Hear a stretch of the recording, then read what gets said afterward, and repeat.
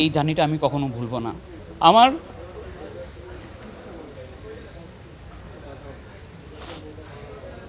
Sorry, আমার এমনও দিন গেছে সারাদিন শুটিং করার পর আমি 500 টাকাও পাই নাই। আপনারা অনেকে দেখেছেন যে টেইলর রিলিজ থেকে শুরু করে এখন পর্যন্ত মালিকের যে ভালোবাসা, দর্শকদের যে ভালোবাসা পাচ্ছি, সেই ভালোবাসা হচ্ছে আমাদের বিগত দিনের কষ্ট সবগুলা আমরা ভুলে গেছি। আমরা রাত দিন এক করে কাজ করেছি, সেই কষ্টগুলা আমাদের ম্যাক্সিমাম শুটিং হয়েছে নাটোর, রাজশাহী শহরে। তখন নভেম্বর ডিসেম্বরের দিকে আমরা যখন শুটিং করেছি তখন প্রচণ্ড শীতকাল ছিল। তো শীতের মধ্যে আপনি চিন্তা করে দেখেন, যখন আপনারা লেপ নিয়ে ঘুমাচ্ছিলেন আর আমরা হচ্ছে নদীর পাড়ে সেই মধ্যরাতে আমরা আমাদের শুভ ভাই, তারপর হচ্ছে আমার মিমাপু, পুরা টিম আমরা শুটিং করছি।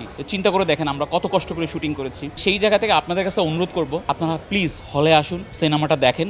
দেখার পর আপনারা বুঝবেন যে গল্প, তারপর হচ্ছে আমাদের সব কিছু চেঞ্জ কেন। আমরা অন্যান্য গল্প থেকে আমাদের মালিক সিনেমাটার গল্প আলাদা, তারপরে বিজিএমই সাউন্ড, তারপর হচ্ছে আর্টিস্ট, সব কিছু মিলে। তো আশা করি আপনারা পরিবার নিয়ে দেখার মতো একটা সিনেমা দেখতে পাবেন। তো ভাই যখন হচ্ছে একটা সিন করতে গিয়ে ওনার পায়ে আগুন লেগে গেছিলো নাটোরের রাজবাড়িতে, তখন হচ্ছে এরকম একটা আমারও না একটা জার্নি আছে। আমারও একটা বলতে পারেন যে আমিও অসুস্থ হয়ে গিয়েছিলাম। আমরা যখন হচ্ছে লাস্ট গত মাসের শেষের দিকে আমরা যখন এডিসিতে যে আইটেম সঙ্গে শুটিং করতে গিয়ে আমরা যখন টানা 3-4 দিন বৃষ্টি ছিল, বৃষ্টির মধ্যে একটা সিন করে আরেকটা সিন যে বেটার সিন করব সেই সময়টা আমরা পাচ্ছিলাম না। সারাদিন মিলে মনে আমরা 5 থেকে 6 ঘন্টা সময় পেয়েছিলাম। একটা সিন করি আমরা দেখি বৃষ্টি। মোটামুটি তবুও যে দর্শক এত ভালো রিসিভ করেছে, এত ভালোবাসা দিয়েছে, সেটার ফল তো আপনি দেখতেই পাচ্ছেন যে এখনো সিনে কমপ্লেক্স বলেন অথবা সিঙ্গেল স্ক্রিনে বলেন টিকিট পাওয়া যাচ্ছে না। আপনারা অনেকেই হয়তো বা জানেন না, এবার ঈদে কিন্তু আমার 2টা সিনেমা রিলিজ হয়েছে। একটা হচ্ছে জুয়েল জাহিদ ভাইয়ের পিনিক, এটা আমার 2 বছর আগে করা। তারপর হচ্ছে আর এই বছরের শুরুতেই করা হচ্ছে যে মালিক সিনেমাটা। একজন অভিনয় শিল্পী থেকে কাস্টিং ডিরেক্টর, 7-8 বছরের একটা জার্নি। আমি যখন অভিনয়টা শুরু করি, এখনও অভিনয় করি, খুব কম করা হয় আর কি। অভিনয়টা যখন শুরু করি তখন আমার হোমটাউন চিটং থেকে যখন আমি ফোন আসে ঢাকায় যে জাহিদ তোমার কালকে শুটিং আছে, আসতে হবে। আমার ছোট একটা ব্যাগ রেডি থাকতো। সেই জায়গা থেকে হচ্ছে বাসা থেকে তখন হচ্ছে সেভাবে মানে সাপোর্ট দিত না, ব্যাগ রেডি থাকতো সময়। তো তখন হচ্ছে সবে মাত্র হচ্ছে স্টাডি শেষ করে তারপর হচ্ছে যে মিডিয়াতে আসার একটা স্বপ্ন।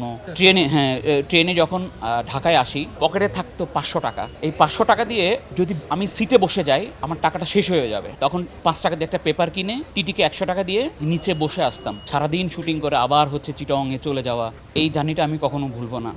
সরি, আমার এমনও দিন গেছে সারাদিন শুটিং করার পর আমি 500 টাকাও পাই নাই। আজকে সেই জায়গা থেকে আমার যারা চলচ্চিত্র পরিচালক আছেন, যারা ভাই ব্রাদার আছেন, যারা অ্যাক্টর আছেন, আমার কো আর্টিস্ট আছেন, তারা আমাকে এত ভালোবাসা দিবে, আমাকে আমি কখনো ভাবতে পারি নাই। আমি তাদের কাছে হোপফুলি অনেক কৃতজ্ঞ।